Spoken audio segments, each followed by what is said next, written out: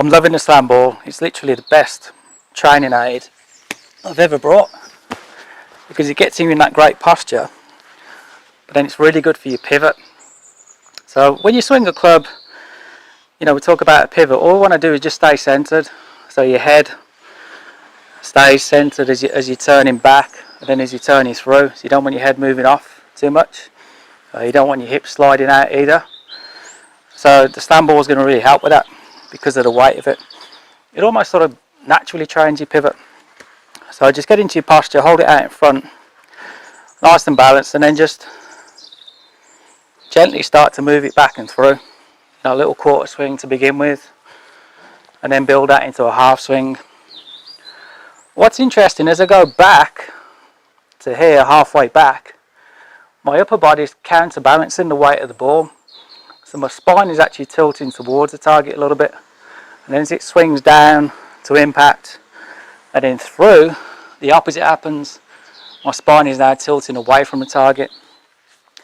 So it's a little bit like a counterbalance, which is something I covered in one of my blogs years and years back. So I said that as you swing back, the arms and club move in one direction, your upper body moves in the other to counterbalance for that weight. And the same happens as you come down and then back through again. And with the latest 3D technology, we can see that. You know, I've got Gears Golf, which has got data from some of the world's best players, and then I can see from the setup where their spine will be at 90 degrees. When they swing back, for example, Garcia, his spine will actually tilt 10 degrees towards the target, and then as he comes back down and through, it will go another 10 to 15 the other way.